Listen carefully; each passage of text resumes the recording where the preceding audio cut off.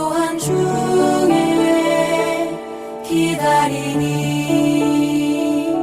진흙과 같은 날 빚으사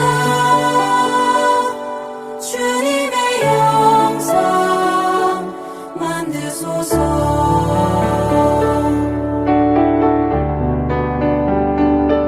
주님의 뜻을 이루소서.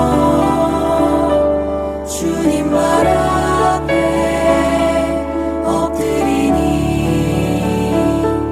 나의 맘속을 살피시사 눈보다 이게 하옵소서.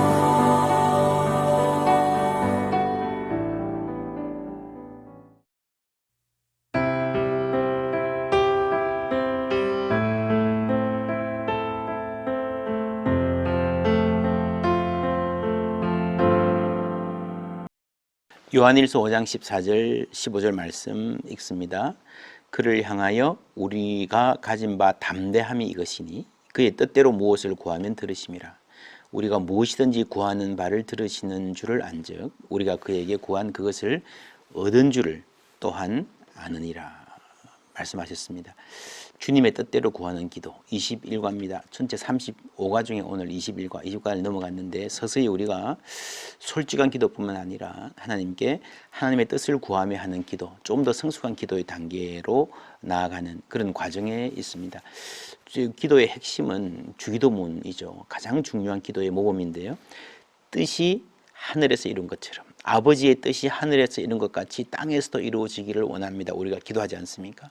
그래서 이 땅의 모든 영역이 아버지의 땅이 되고 아버지의 뜻을 실현하는 그런 이루어지는 곳이 되기를 원합니다 라는 기도를 드릴 때 그 기도를 드리는 나의 삶에서, 나의 마음에서, 내 안에서, 내 주위에서 먼저 하나님의 뜻이 이루어져야 우리가 이 기도를 제대로 드릴 수 있는 사람이 되는 거죠. 그래서 우리 삶에 하나님이 주인이 되신 예수 그리스도께서 주님이 되신다라는 말은요, 주님 뜻대로 행한다는 말이죠. 예수님이 그러셨잖아요. 너희들은 왜 나더러 주여 주여 하면서도 내 말을 행하지 않느냐. 내 말을 행하지 않든지 주님의 뜻에 관심이 없으면 우리가 예수님을 주님으로 부를 자격이 없다는 거죠. 그래서 우리는 늘 하나님의 뜻에 관심이 있는 사람이 되어야 됩니다. 하나 주의할 것은요, 하나님의 뜻은 늘 내 뜻의 반대다. 아이들이 하고 싶어도 못하게 하고 금지하고 어쩌면 나는 막 이것저것 하고 싶은데 그거 못하게 하는 그럼 신술거전 하나님으로 생각하는 분들이 있을 겁니다. 그렇지 않습니다. 하나님은 우리가 잘 살기를 바라십니다. 그게 우리의 행복일 수도 있습니다. 문제는 우리가 뭐가 잘 사는 것인지 모르기 때문입니다.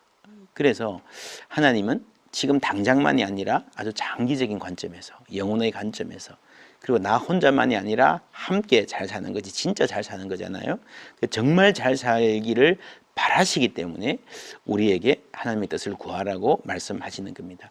로마서 12장에 이런 말씀 나옵니다. 그러므로 형제들아, 내가 하나님의 모든 자비하심으로 너희를 권하노니 너희 몸을 하나님이 기뻐하시는 거룩한 산 제물로 드리라. 이는 너희가 드릴 영적 예배니라. 그렇게 하나님 기뻐하시는 삶을 살려면요, 2절에 너희는 이 세대를 본받지 말고 오직 마음을 새롭게 함으로 변화를 받아 하나님의 선하시고 기뻐하시고 온전하신 뜻이 무엇인지 분별하도록 하라 그랬습니다. 분별하라라는 말은요, 애써서 힘써서 하나님의 뜻을 우리가 알아갈 필요가 있다는 거죠. 무슨 말인가 하면은 우리가 모른다는 겁니다. 안다고 착각하지 말라는 겁니다. 여러분, 착각을 하면요, 사람이 고집합니다. 로마서 8장에 무엇을 구할지 우리가 알지 못하는데 성령이 말할 수 없는 탄식으로 도우신다 그랬잖아요. 그러니까 기도하면서 기도 안에서 하나님을 만나고 내가 무엇을 구해야 될지를 알아가는 거예요. 사실 우리는 내가 많이 모르는 게 많은데 뭘 모르는지도 모릅니다. 우리 하나님의 뜻을 구한다고 할 때도 어떤 것은 하나님께는 그렇게 상관이 없는 A를 선택해도요, B를 선택해도 괜찮아요. 직장을 선택하거나 학교를 선택하거나 뭐 나에게는 엄청나게 중요한 일 같은데 사실은 하나님 우리를 알아서 하라 이렇게 맡겨주시는 자유를 주시는 부분도 있습니다. 어떤 것은요, 나는 별 생각 없이 그냥 하는데 하나님의 뜻이 무엇인가 생각하지 않는데 하나님께서 굉장히 중요하게 생각하시는 대목들이 있습니다. 예를 들면 지극히 작은 이에게 한 것이 나에게 한 것이다 라고 말씀하시잖아요. 하나님은 그거를 그만큼 중요하게 생각하신다는 말입니다. 그래서 기도를 하다 보면 신앙이 성장하면 무엇이 덜 중요하고 무엇이 정말로 중요한 것인지를 하나님의 관점에서 알게 되는 겁니다. 여러분, 하나님의 뜻을 구하는 기도, 이게 한 21과쯤에 나온 게요. 무슨 말인가 하면은 기도를 시작할 때는 솔직하게 하는 게 좋습니다. 마음대로 기도하는 게 좋습니다. 솔직하게 기도하되 고집 피우지만 말라 라고 말할 수 있겠습니다. 내가 솔직하게 내가 원하는 대로 기도를 하되 하나님이 아니라고 말씀하시면 받아들일 준비만 하고 있으면 됩니다.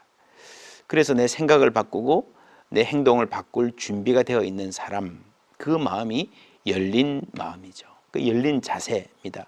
그래서 때로는 여러분 하나님께 기도할 때 손을 이렇게 펴고 기도할 필요도 있습니다. 이렇게 열려 있다는 말은요, 하나님을 향해서 하나님이 주신 은혜를 받겠다는 마음도 있고요, 하나님을 향해서 열려 있는, 하나님이 노라고 하시면 알겠습니다 라고 하나님의 뜻을 받아들이는 그런 열린 자세가 필요하다는 겁니다.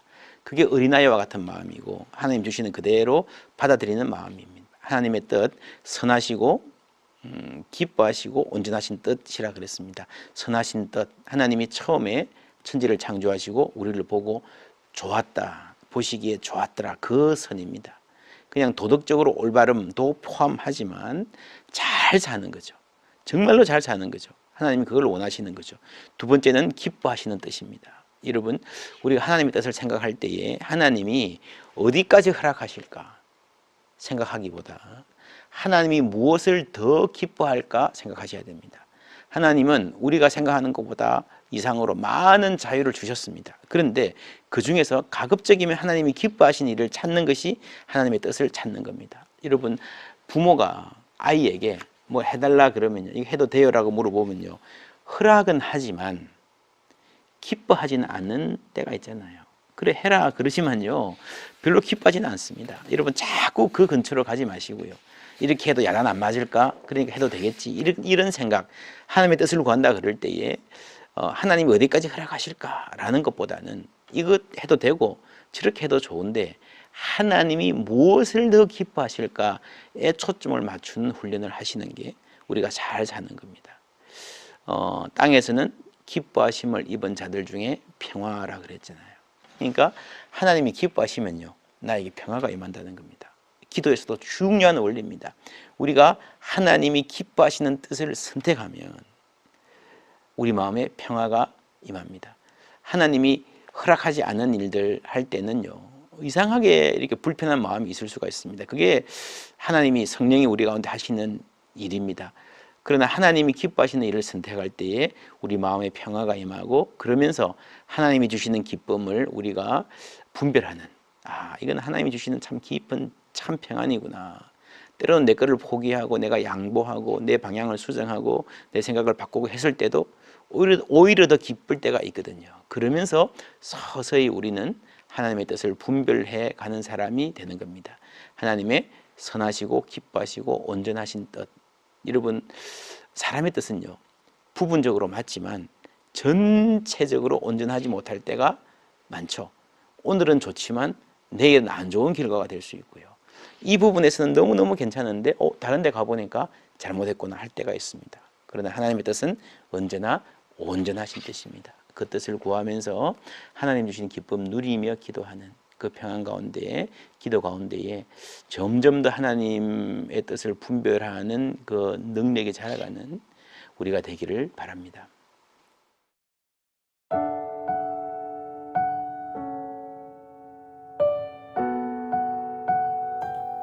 주님, 주의 뜻을 보여주시고 그 뜻 가운데로 인도해 주시도록 기도할 때 당신의 능숙한 손이 저를 붙들고 계심을 알고 있습니다. 이 순간에도 주의 말씀으로 내 발의 등이요 내 길에 빛을 비추어 주셔서 세세하게 저를 인도해 주시니 감사합니다. 제 머리로는 측량할 수 없는 하늘과 땅처럼 크신 분임에도 스스로 낮아지셔서 저희 작은 부분까지 개입해 주시니 감사합니다. 저희 마음이 주의 마음의 원하시는 대로 원하게 해 주소서. 주의 생각과 일치하게 해 주소서. 주의 뜻대로 기도하며 살도록 도와주소서. 주를 사랑하며 주를 따르겠나이다. 예수님의 이름으로 기도합니다. 아멘.